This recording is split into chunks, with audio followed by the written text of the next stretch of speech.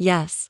I cut in. I did just. And now we're here. So let's skip over the part where you pretend this is some big misunderstanding and I pretend I didn't raise you better, and get to the part where you tell me why. He opened his mouth, closed it. The anger fought with something else, shame maybe? Fear? I needed the money, he said finally, looking away. I said, the classic defense. I robbed a bank but it's okay because I really wanted to. It wasn't like that, he snapped. We were drowning. Brittany's medical bills, the baby, the rent. You wouldn't help.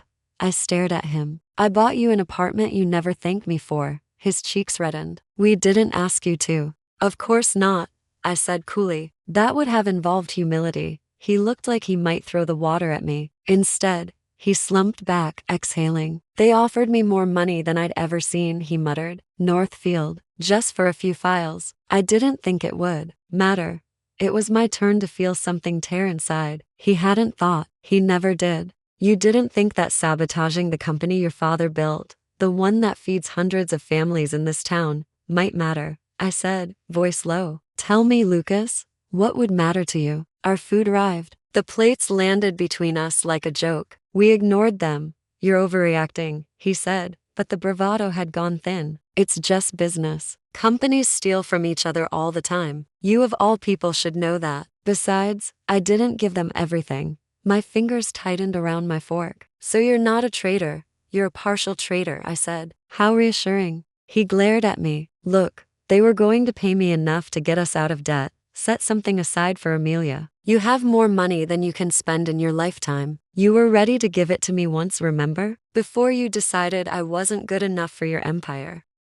There it was. The old wound he'd never let go. You're angry I didn't hand you the keys to the kingdom, I said. So you tried to sell the castle walls. His mouth twisted. You never believed in me. Not really. I leaned in, suddenly very calm. I believed in you enough not to call the police the second I saw these logs, I said. That's what belief looks like right now, Lucas. You sitting in a restaurant with me instead of in a small, windowless room with a man who calls you inmate. He flinched. We sat there, the air between us buzzing. He stared at me, then at the folder, then back at me. What do you want? He asked finally. Money? An apology? For me to grovel? I smiled, slow and sharp. No, I said. I want you to sign your own sentence. I slid my hand back into my bag, pulled out another envelope thicker, crisp, Janet's handiwork. I laid it on top of the first. This, I said, tapping it, is what happens next. To you, to your inheritance, to your future, and to your daughters.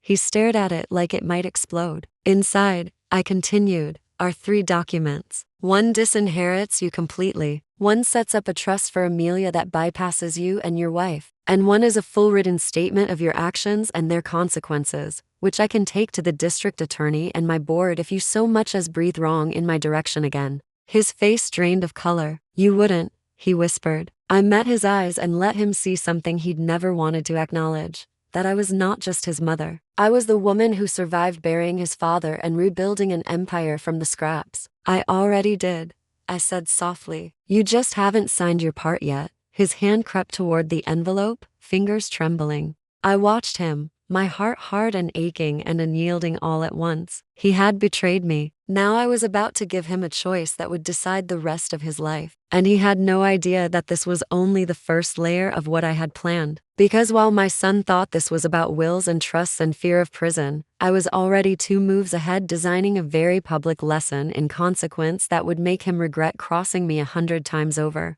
Not just for stealing recipes, but for stealing my love and treating it like a clearance bin scarf. He lifted the envelope flap with shaking hands, and I, for the first time since I'd given birth to him, felt absolutely no urge to protect him from what he was about to find inside. Lucas slid the papers out of the envelope with the same expression he'd had the first time he saw a report card with a C on it, disbelief mixed with entitlement, like reality was personally rude. He skimmed the first page, then actually started reading. This is a disinheritance, he said, voice tight. Yes, I replied. You're very good at reading headings. Keep going.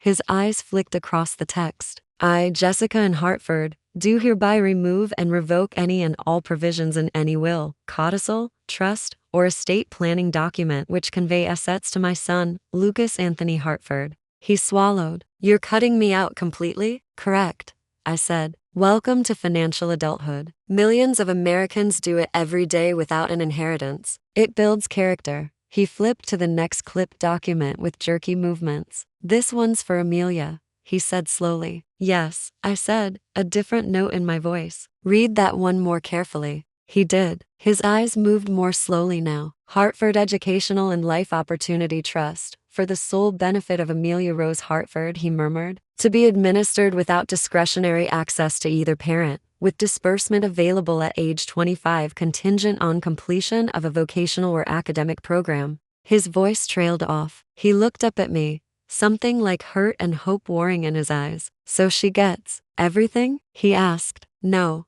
I said. She gets enough. Enough to have choices. Enough that your mistakes don't chain her. But it comes with conditions. She has to work for something. I won't make the same error twice. His jaw clenched. You're doing this to punish me. I'm doing this so she doesn't grow up thinking money rains down from grandmothers who like being disrespected. I shot back. Your punishment is in the third document. He hesitated before picking up the last one, like it might bite. It was short, 2 pages. Janet had drafted it with surgical precision. He read silently for a moment, then whispered, I, Lucas Anthony Hartford, acknowledge that I unlawfully accessed proprietary data belonging to Hartford Foods Inc. and transferred it to third parties without authorization. He stopped, eyes flashing to mine. This is a confession. That's the legal term, yes, I said mildly. And it says you might take it to the district attorney. If you force my hand, I said. I like options. This gives me one. He stared at the paper like it was a snake coiled on the table. So that's it? He spat. You want to hold this over my head forever? You want me terrified of you for the rest of my life? I took a sip of water and held his gaze.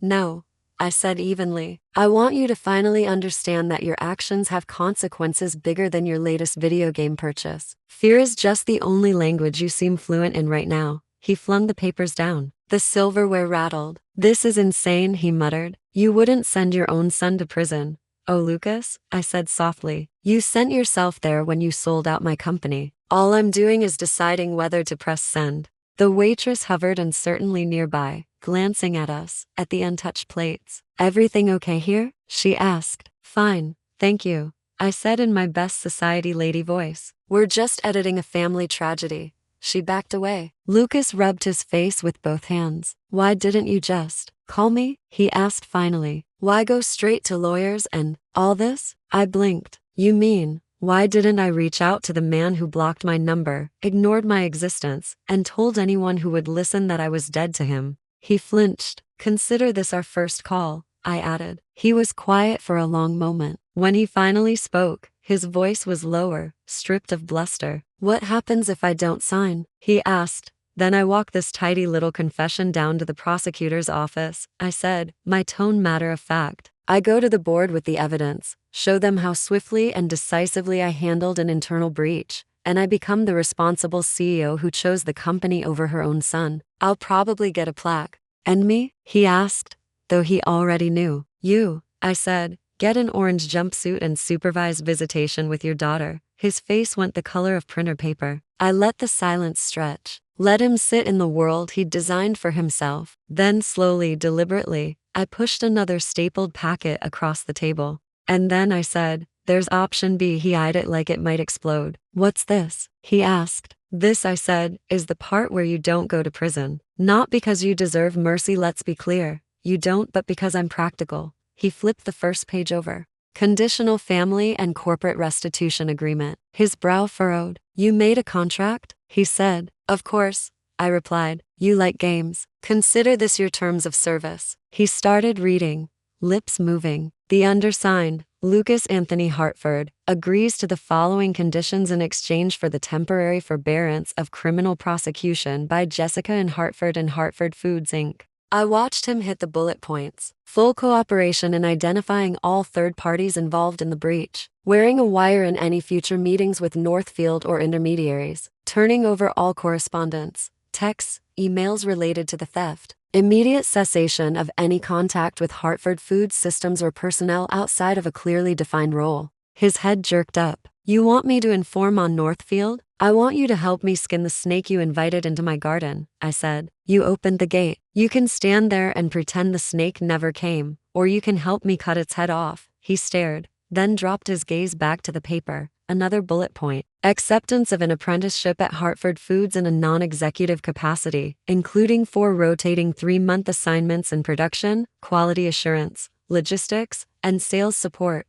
at standard entry-level salaries and conditions, with no special treatment. His eyes widened. You're kidding, he said. You want me to, what, work on the factory floor? Yes, I said pleasantly, in a hairnet and steel-toed boots, under supervisors who don't care that your last name is Hartford because I won't tell them. You can't be serious, he sputtered. I am painfully serious, I said. You sold out a company you never bothered to understand. You'll either learn what it actually is down to the noise level of the canning line, or you'll learn what prison food tastes like. Those are your education options. He stared at me like I'd started speaking Mandarin. You want to humiliate me, he said. No, I corrected calmly. I want you to work. Humiliation is just the welcome bonus. He went back to reading, eyes scanning faster now. Regular mandatory counseling sessions with a company-approved therapist specializing in ethics and family systems, 0 access to company financial systems, proprietary data, or management meetings for a minimum of 3 years, a non-disparagement clause regarding me, the company, and any actions I take to protect them. Acknowledgement that any breach of this agreement allows me to immediately file the signed confession with authorities. He tossed the pages down again, breathing hard. This is blackmail, he said. Its consequences, I countered. You're just not used to seeing them printed in such nice formatting. You can't control my whole life, he snapped. Lucas, sweetheart, I said gently, if I wanted to control your whole life, you wouldn't be choosing between a hairnet and handcuffs. You'd be choosing between living in my guest room and living in my basement. I am offering you the chance to pay back a fraction of what you've done without becoming a headline. He sank back, looking younger and older at the same time. And if I sign, he said slowly, you'll, what, forgive me? I let out a short laugh. No, I said, forgiveness is church business. I am in the canned goods business. I'm offering you a contract. You, of all people, should understand that distinction. He looked at me for a long moment. Then, will you at least let me see you? Sometimes, with Amelia, there it was under all the anger and arrogance a small, raw human fear. I'm not using Amelia as a pawn, I said. I'll never cut off a child to punish a parent. I know what that feels like from the other side. Relief flickered across his face. But, I added, you don't get to waltz back into my home like nothing happened. You will see me at work, on my terms as an employee sees an employer. You will see me in structured, supervised family settings when and if I decide it's healthy. You lost the right to casual access to my life the day you tried to sell it. He sat there, staring at the tablecloth. Then slowly, he reached into his pocket and pulled out a pen. Sign them, I said quietly. Confession first, then the agreement. The trust and disinheritance are already executed. Those are not negotiable. He froze, pen hovering. You already signed them? Yes, I said, days ago.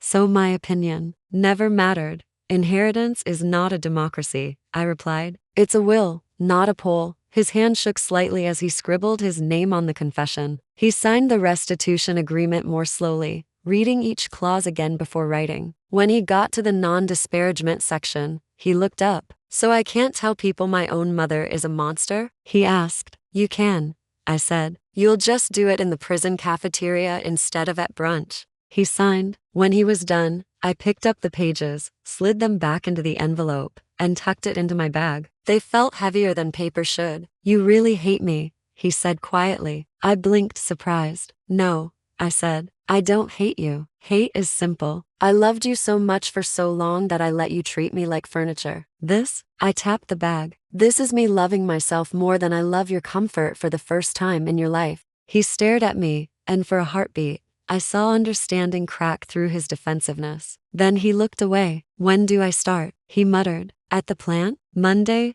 6 a.m. I said. Ask for Jorge Alvarez. He'll assign you to the line. Don't be late. They don't hold the cans for you. He made a face. Can't I at least work in an office? Sweetheart, I said, gathering my things. Right now, I wouldn't trust you alone in an office with a stapler. You're going to earn every dollar and every second chance you still get from me. I drove back to the office with the envelope on the passenger seat, like a very quiet, very dangerous passenger. Janet's drafts went into the safe at home. The signed confession and agreement went into another, smaller safe at the office with a single iron key I wore on a chain under my blouse. Break glass in case of relapse, I told Daniel when he saw it. You think he'll go through with working at the plant? He asked. Oh, he'll show up, I said. Nothing motivates like fear of handcuffs. The question is whether he survives a week under Jorge. Is Jorge the one who made the intern cry by 9 a.m.? Daniel asked. No, I said. That was Marco. Jorge made the regional manager cry by a.m. Daniel winced. Harsh. Necessary, I said. My son has never done a full day's physical work in his life. He's about to find out what it takes to put his precious can chili on a shelf. And Northfield? Daniel asked. You're sure using him as bait won't blow back on us? Oh, it will blow, I said. Just not the way they're expecting. Monday, I woke up before dawn and checked the plant's security feed from my phone. Technology is a blessing and a curse, but mainly a blessing when you're nosy. There he was, Lucas, my son, standing in the parking lot in a cheap work jacket, shuffling from foot to foot in the icy air. Jorge, a compact middle-aged man with forearms like tree trunks, stood in front of him, arms folded, expression unimpressed. I could almost hear the conversation through the screen. Never worked a line? Jorge's lips formed the words. Lucas shook his head. You know how to read? A nod. Good. That's the only mercy you get. Jorge handed him a hairnet and a pair of safety goggles. Lucas stared at them like they were a costume in a play he hadn't auditioned for. I watched him follow Jorge inside, swallowed by the controlled chaos of clanging metal and hissing steam. For the first time, my son was inside the world I'd lived in for years, not as the prince, but as the peasant. I didn't feel triumphant. I felt balanced. Let him sweat. Let him ache. Let him see the faces of the people whose livelihoods he'd gambled with for a quick payout. Meanwhile, I had a snake to corner. Using Lucas as a double agent with Northfield took finesse. We arranged it like a controlled burn. He texted his contact, a mid-level executive whose smile was 3 times as bright as his ethics, and said he had an update and more materials. We'll wire you the rest when we see something new. The man replied. Perfect. Behind the scenes, Ruiz and his team built an environment where every message, every call, every microsecond of communication would be logged. They rigged Lucas's phone with a recording tool. Alvarez's people coordinated with a federal contact in case this grew into a wider case. I met with Lucas in a conference room that no one used anymore, just the 2 of us and a tape recorder. Say the line, I instructed. He glared at me. I feel like a performing monkey. And yet here we are, I said. Say it. He exhaled, spoke into the mic. I, Lucas Hartford, am cooperating fully with my mother, Jessica Hartford, and Hartford Foods in documenting and reversing my unauthorized sharing of proprietary company information. He went on, reading the script we'd prepared, voluntarily, knowingly, blah blah lawyer language. Insurance for me. Another layer of rope around him. You understand, I said when we finish. If you try to double-cross us again, this recording goes straight into a prosecutor's lap. I get it, he muttered. Message received. I'm your pet traitor. You're my cautionary tale, I corrected. Don't flatter yourself. He looked at me, weary. Does any part of you feel bad about this? The part of me that watched you try to sell my life's work for a quick payout? I considered. No, that part feels surprisingly healthy. He flinched. Still, there were cracks. Once, when he came by after a shift, smelling of disinfectant and metal, he sat down across from me in my office and didn't speak for a full minute. How was your day? I finally asked. Loud, he said. Heavy. Hot. My back hurts. Welcome to the world of the people you took for granted, I said. I hope you brought flowers. He huffed a breath that wasn't quite a laugh. They're good people, he said grudgingly. They work their asses off for not much money. Some of them have kids. One guy's putting his daughter through nursing school, working overtime on weekends. I nodded. I know. I signed the checks. He looked at his hands. I never thought about them. Not really. I thought it was just cans. I leaned forward. There is no such thing as just cans, Lucas. There is always a who behind the what. Company, family, community. You sold all 3 with those files. He swallowed hard. Progress. Tiny, grudging. But there. Too late to erase what he'd done, but not too late to use it. And use it. I intended to. Because while Lucas was scrubbing conveyors and answering coded texts from Northfield, I was setting up the grand finale. A finale where 3 birds would be killed with one very precise stone. Northfield would be exposed, Hartford Foods would be insulated and vindicated, and my son would learn, in the most public way possible, that betraying me was the worst investment he'd ever make. The day the trap finally sprang began like any other. Coffee, dogs, emails, one stubborn gray hair that refused to lie flat. By noon, however, things were in motion that no amount of hairspray could have subdued. Northfield scheduled a strategy meeting with Lucas for that afternoon at a nondescript hotel conference room off the highway. They thought they were going to pick up another dose of my stolen formulas and lock in their advantage. They had no idea the room next door was booked by federal investigators, my security team, and our lawyer, listening through the wall. They had no idea the new formulas on Lucas's flash drive were carefully engineered duds, legally safe, but commercially disastrous. They had no idea my board was on standby, waiting for my call. And Lucas had no idea that this operation wasn't the end of his consequences. It was the beginning of the most elaborate lesson I'd ever designed. Something so pointed, so original, that every woman who'd ever been dismissed by her own child or betrayed by their ingratitude could watch and think, oh, we're allowed to be that clever. Lucas left the plant early that day, wiping sweat from his forehead, hairnet imprints still denting his forehead. He didn't see the unmarked cars that pulled out after him, following at a distance. He didn't see me pull the iron key from under my blouse and drop his signed confession into my handbag. He didn't see the tiny, quiet smile on my face in the mirror as I put on my lipstick and thought, all right, Jessica. Time to show them what happens when a woman stops begging to be loved and starts demanding to be respected. By the time he walked into that hotel meeting with Northfield, the stage was set. For them, for him, for me, and for a revenge so carefully plated that even my mother, the original Rose, would have approved. But that, my dear, is another chapter. The hotel they picked was the usual kind of corporate anonymity: brown carpet, beige walls, a vague smell of coffee and industrial cleaner. Men in suits came and went with laptop bags and bad TIs, thinking they were the center of the universe. I watched through a grainy live feed on a tablet in the room next door, sitting between Ruiz and a federal agent with a buzz cut you could have set your watch by. Alvarez stood by the door, arms folded, jaw tight. On the screen, Lucas walked into the conference room. My son looked small. He'd put on the one decent blazer he owned, creased at the elbows, a bit tight in the shoulders because he'd finally been doing real work. No Brittany, no lawyer, just him and the flash drive in his pocket, wired for sound and sweating through his shirt. Across the table sat 2 Northfield men, Mr. Mid-Level Exec with the too white smile and Mr. Legal, who had perfected the art of looking bored and dangerous at the same time. Lucas, the smile said, standing to shake his hand. Good to see you again. You look tired.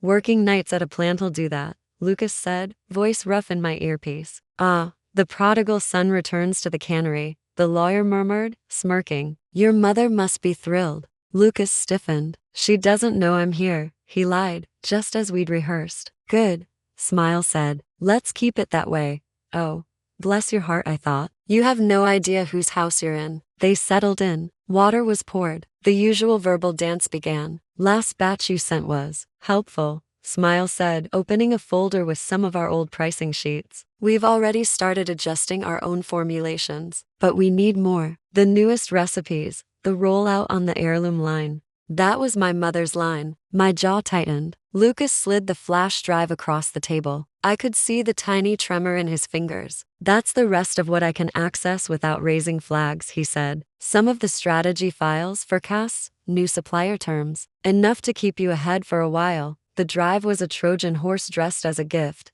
Decoy formulas, wrong supplier ratios, subtle miscalculations and shelf life predictions. All safe, all legal, all perfectly calibrated to make anything Northfield rush to market collapse like a bad souffle after 6 months. The lawyer picked up the drive between the fingers like it smelled. And you're sure your mother has no idea? He asked. Lucas hesitated. In the room next door. I held my breath. She has no idea I'm here, he said. She knows there was a breach, but she thinks it was some low-level guy. She doesn't know it was me. Technically, not entirely true. But I appreciated his commitment to the script. Smile grinned. Good. You're doing the right thing, Lucas. You deserve a chunk of what she's hoarded all these years. That hoarding pays hundreds of salaries, I muttered. The Fed beside me gave me a side eye. Ma'am, he whispered, I need you to be quiet. I am quiet, I hissed. You should see me at parent-teacher conferences. On the screen, Smile slid an envelope across the table. First half, he said. You'll get the second when we've verified the data. After that, there's room for a longer-term arrangement. Lucas stared at the envelope. I knew exactly what was inside: stale cash, cheap satisfaction, and a ticket to a life I'd never walk him out of. His fingers brushed the flap. Ask the question, Ruiz murmured. Lucas lifted his eyes. So when Northfield launches your suddenly improved lines, what happens if my mother notices similarities? His voice was steady. She's not stupid. Smile shrugged. She's already old. She'll either rage, sue, or sell. Either way, your inheritance will be portable. There it was. The plan, laid out like a bad Christmas present. Okay, the Fed whispered. We've got enough. He nodded at Alvarez. Go, he said. It was strangely anticlimactic, how it went down. No shouting, no guns, just the conference room door opening and half a dozen quiet people filing in with badges and calm, practiced voices. Gentlemen, the Fed said, we're with federal law enforcement. We'd like you to keep your hands visible on the table. The lawyer paled. Smile's grin slid off his face like bad mascara in the rain. What is this? He snapped. We're in a meeting. Yes, the Fed said. A meeting involving corporate espionage across state lines. An agent collected the flash drive. Another took the envelope of cash. One sat down across from Lucas and gently, efficiently removed the wire from under his blazer. Smile turned on Lucas. You little careful. The lawyer hissed. Too late. Lucas sat very still. Neither hero nor victim. Just a man who'd realized he was in over his head and, for once in his life, had chosen the right rope to grab. From the next room, I watched it all. My heart wasn't thudding. It was steady. The Fed stepped out a moment later, nodding. Mrs. Hartford, he said, you're going to be fine. I know, I said. Your son will also be fine, I said. For certain values of fine. He gave me a look that was half professional, half human. You really could have buried him with this. I still can, I said lightly. He just gave me much better leverage. The fallout hit the business pages 2 weeks later. Not the part about Lucas, the Feds, and I agreed to keep him as an internal actor cooperating fully. No need to brand my granddaughter's father in national headlines if I could help it. The story the public heard was simple. Northfield executives investigated for industrial espionage against Hartford Foods. There were photos of the CEO of Northfield looking stiff and gray, legal statements about cooperating fully, op-eds about ethical boundaries in competitive markets. Their stock dipped. Mine fluttered and then climbed. The board called an emergency meeting. I walked into the room in a navy dress and the pearls, carrying a thick folder. We had a leak, I said. We identified it, neutralized it, and protected our IP by altering key factors faster than anyone could use them. We've cooperated with law enforcement. We have evidence of Northfield's involvement. Questions? One of the older directors, a man who'd never entirely gotten over the shock of a woman in the big chair, cleared his throat. Mrs. Hartford, he said, how did this all start? Who initiated the breach? I held his gaze. Someone who thought $5 scarves and $10,000 cruises were a sustainable business model, I said. The important thing is that we caught it early and built systems so it never happens again. They accepted it, not because they didn't want more detail. They did, but because the stock was up, the company was intact, and results speak louder than gossip. Legally, Northfield took the beating. Fines, quiet settlements. A few sacrificial executives suddenly retired to pursue other interests. Privately, I had a signed confession, a cooperation agreement, and a son who woke up every day at a.m. to put on steel toes and a hairnet. Revenge, however, is not just about punishment. Good revenge makes a point. Great revenge builds something. You asked for something original, remember? Something every woman could look at and say, oh, so that's an option. I had my son's fear. I had my company's safety. I had my granddaughter's future ring-fenced from her parents' foolishness. Now, I wanted something more. I wanted my story back. It started, fittingly, with a scarf. I was in my closet one morning, digging past old suits and dresses, when my hand brushed the awful acrylic thing Lucas had given me that Christmas. I'd kept it, not out of sentiment, but as evidence. I pulled it out, held it up. It was as ugly as ever pills on the surface, limp, cheap, in a color that suggested bruise but make it fashion. I caught my reflection in the mirror, a woman who had walked through fire and now kept the matches in her purse. And I thought, why am I letting this thing be the symbol of what they did to me? Why shouldn't I choose the symbol? The idea came in like a thunderclap and made me laugh out loud. At the next board philanthropy committee meeting,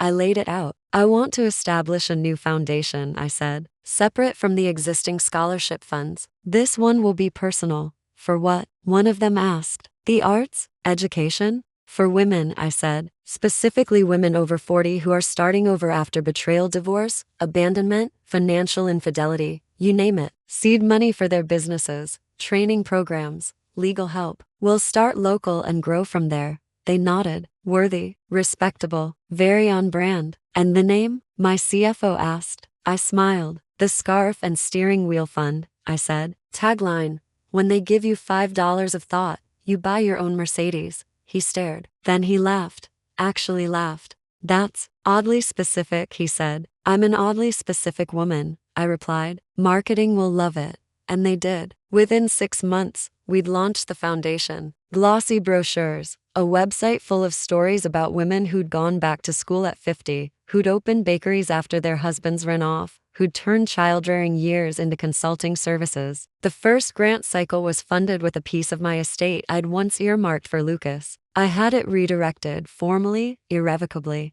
This was supposed to be your son's, Janet had said, showing me the paperwork. Consider it an upgrade, I replied, from adult baby to women who actually do something. But the real stroke of genius, if I do say so myself, wasn't the fund. It was the job description. We needed someone to coordinate the program logistics, reviewing applications, organizing events, liaising with grantees, and importantly, traveling to each award ceremony to present checks and help recipients network. It required humility, admin skills, and a front-row seat to women's resilience. The perfect role for a 30-something man who needed daily reminders of what strength looked like. I offered Lucas the job. He came to my office after his shift, smelling of tomatoes and metal, blue Hartford Foods polo wrinkled. You want me to work for your charity? He asked slowly. For women? For women who didn't get the luxury of failing upward, I corrected. It's a lateral move. You'll split your week between plant shifts and foundation work. Full-time pay is the same. You'll answer to the foundation director, not me, but I will be at every major event. His mouth twisted. So you can watch me grovel? So I can watch you hand checks to women whose lives look like what mine could have become if I'd stayed on your father's arm and never picked up a spreadsheet, I said. And so you can say congratulations through your teeth, knowing that the money in their hands exists because you lost yours. He stared at me for a long time. You really don't pull punches, he said. I pulled them for 30 years, I replied. You just got used to it. This is the course correction. He took the job, not because he wanted to be enlightened, not at first, but because the alternative was giving up the restitution deal, and that wasn't an option unless he wanted prison orange as his new skin tone. The first Scarf and Steering Wheel event was held in the ballroom of the town's only decent hotel, the same chain where the Northfield sting had gone down. I have a taste for symmetry. The room was full of women in their 40s, 50s, 60s, some in thrift store suits, some in dresses they'd clearly saved up for. Nervous, hopeful, stubborn. We'd picked 5 for the first cohort. A 55-year-old nurse starting a mobile wound care service after her husband cleaned out their retirement account. A 48-year-old ex-stay-at-home mom turning her jam recipes into a small batch line. A 60-year-old grandmother opening a laundromat in her neighborhood because she was sick of taking 3 buses to wash clothes. A retired teacher starting a tutoring center. And a woman my age who'd just left an emotionally abusive marriage and gone back to school to become a paralegal. I gave the keynote. I told them the story. All of it. The scarf, the cruise, the locks changed, the granddaughter I watched from my car, the corporate betrayal. Women around the room nodded, eyes shining, jawline set. They knew this terrain. Different details, same map. And here's the thing, I said, letting my voice carry. For years, I thought being a good mother meant setting myself on fire to keep everyone warm, letting them speak to me any way they wanted, walk all over my time, my money, my heart, because that's what mothers do, right? A murmur, a soft, bitter laugh or two. Wrong, I said. I took the scarf out of my bag and held it up. This is what my son and his wife thought I was worth, I said. A clearance bin afterthought. While they spent $10,000 of my money on their cruise. A few gasps. A hiss between teeth. What they didn't understand, I continued, is that I was sitting there with the keys to a Mercedes and 10% of a company in my purse. And I decided that day I would never again give anything money, time, love to someone who treated me like this. I tossed the scarf over the podium. It landed like a dead bird. So I took that money, and that car, and that inheritance, and I turned it into this room, I said. Into you. Into women who aren't going to make my mistake. Then I smiled, slow and sharp. And the very best part, I said, my son works for this foundation. He helps review your applications. He processes your grants. He's the one who will hand you your checks tonight. I saw several women glance toward him, standing off to the side with his clipboard, ears red. If you've ever been dismissed by your own children, looked at like a burden, treated like an ATM with wrinkles, I said, leaning in, please know, you're not alone. And you are allowed no, you are required to stop paying people to disrespect you. The applause hit like a wave. Lucas stepped up to the podium when I was done, face a little too pale. And now, I said sweetly into the microphone, I'll turn things over to my son, Lucas, the reason this fund exists in the first place. The room laughed, not cruelly, but knowingly. He shot me a look that said he regretted every life choice that had brought him to that moment. Good. He swallowed, adjusted the mic. Hi, he said. I'm Lucas, Jessica's son. I made some very bad choices, and I'm here, trying to make something better out of them. He looked at the women in the front row, lined faces, steady eyes, hands with dishpan scars and ink stains and 1,000 quiet fights behind them. I thought I was owed things, he said slowly, that the world and my mother owed me, and I treated her like. He glanced toward the scarf on the podium, his mouth twisted. Like $5 on clearance, he said. I was wrong. The room went very quiet. So tonight, he finished, I get to do something useful with the money I was never entitled to in the first place. And I'm honored, actually, to put it in your hands. It wasn't perfect. It wasn't poetic. It was honest. One by one, the women came up. I announced them. Lucas handed them their checks. They hugged him, shook his hand, told him about their businesses. I watched his face as he listened. Something was happening there. Something I hadn't expected to feel. He was learning. Slowly, painfully, publicly. And every time he walked onto a stage like that over the next year, and there were many stages, many rooms, many ceremonies, I could see the weight of his regret settle a little deeper. By the time he'd told our story for the 117th time to a room full of hairnets, heels, or both, I can promise you, he regretted what he'd done a lot more than 100 times. He carried that regret like a stone in his pocket. Good. Stones can become anchors, or they can become foundations. Which one he chose was finally, at long last, up to him. Years pass faster once you stop wasting them on people who don't see you. The Northfield scandal became a case study in business schools. Hartford Foods kept growing. Our heirloom line won awards. The Scarf and Steering Wheel Fund expanded to 3 states. Daniel and I built a life that had room for work and laughter and weekends away and the occasional fight about whether cargo shorts should be allowed in public. They shouldn't. He disagreed. And Lucas? He rotated through every miserable, necessary job in the company. He ran the canning line. He cleaned out vats. He rode along on delivery trucks at a M in January. He sat in on sales calls and listened to small grocery owners explain what a single late shipment meant. He'd come into my office some evenings, drop into the chair, and say things like, "Did you know Maria on line 3 has carpal tunnel from 30 years on the job?" Or "The guy in shipping hasn't had a vacation in 5 years because he's terrified of being replaced." Yes, I'd say, I did. I talked to them. You should try it more often. He did. We didn't suddenly become close. This wasn't some movie where we hugged it out and braided each other's hair. But slowly, the edges sanded down. He stopped blaming me for his choices. He started saying thank you without sounding like the words were burning his tongue. The first time he showed up at my house alone, no appointment, no crisis, I opened the door and found him on the porch with a bouquet that was clearly from the grocery store and clearly his own money. "What did you break?" I asked. "Nothing," he said. I wanted to show you something." He pulled out his phone and held up a photo. Amelia, hair in pigtails, missing a front tooth, holding a certificate. Perfect attendance. he said, pride cracking his voice. She insisted we frame it. I stared at the picture. My granddaughter, 7 by then, big eyes, sticky fingers, my son's chin. She looks like trouble, I said softly. She is, he said. You'd like her. Something behind my ribs ached. You know I could have liked her for 7 years, I said, if certain people hadn't cut me out. He winced. I know. I was angry, stupid, afraid you'd judge us. I did judge you, I said. You earned it. She didn't. He nodded, looking at his shoes. Brittany and I, he hesitated. We're in counseling. She's working on her stuff. I'm working on mine. Good, I said. The therapist deserves combat pay. He huffed a laugh. Then he looked up, straight at me. Would you want to come to her school play? He asked. She's got one line, as a tree, but she's very proud of it.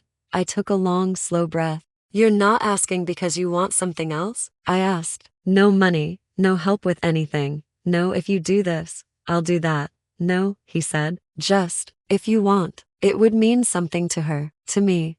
I considered him, really considered him, not as the boy I'd raised or the man who'd betrayed me, but as a flawed adult trying not to be a jackass for once. I'll come, I said, as long as no one expects me to clap for the other trees. He grinned, relief flooding his face. Deal.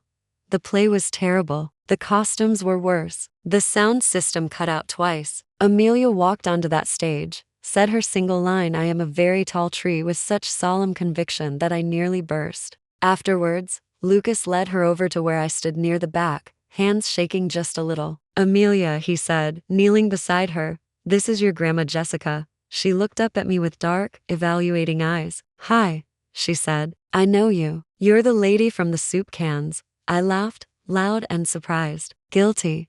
She studied me. Daddy says you're very scary and very smart. Did he? I said, raising an eyebrow at him over her head. What else did Daddy say? He said you gave him a hairnet, she whispered conspiratorially. And a job. I did, I said. He needed both. She grabbed my hand like it was the most natural thing in the world. Do you want to see my certificate? She asked. I was the best tree. I wouldn't miss it, I said. Lucas watched us, something complex and fragile and real in his eyes. Regret, gratitude, maybe finally, respect. I didn't forgive everything in that one school gymnasium. I didn't hand him back his inheritance. I didn't unlock the safe, but I let a sliver of warmth back in. Not for the boy he'd been, for the man he was trying, however clumsily, to become. People ask me now quietly, over coffee or in after-event corners, if I ever regret being so harsh. Harsh?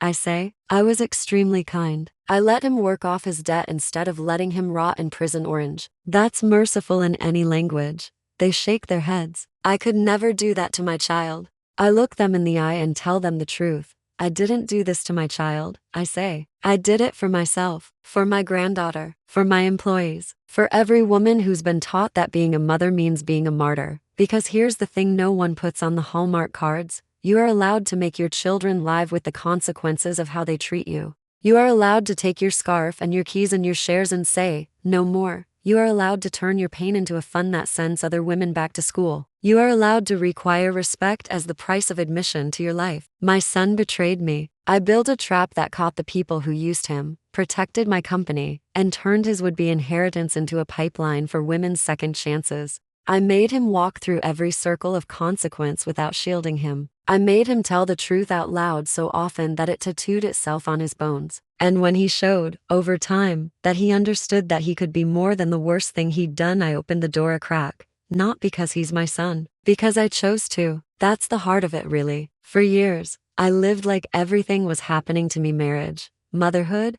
widowhood, disrespect. Now, everything that happens around me runs through one filter. Does this honor the woman I've fought to become? If the answer is no, I change the locks. If the answer is yes, I pour a glass of wine and invite it in. So if you're reading this as a woman who's been handed the $5 scarf while everyone else gets the cruise, listen carefully. You don't have to burn down your life to save your dignity. You just have to stop funding your own disrespect. You can shift your money, your time, your care to people and projects that give it back with interest. You can draw a line and mean it. You can be like me, Jessica, 60-something widow, business owner, grandmother, former doormat standing in your own kitchen, keys in your purse, looking at the door you just closed and thinking, finally. And if your son ever asks you, one day, how you could possibly do it, you can smile, smooth the scarf you bought yourself with your money, and say, "Sweetheart, I didn't raise you for 30 years just to die on your bad behavior. I raised you so I could show you what strength looks like when it stops apologizing." Then you hand him a hairnet and point him toward the line. Or you hand a check to a woman who's finally choosing herself. Either way, you've done what you came here to do. And you didn't even break a nail.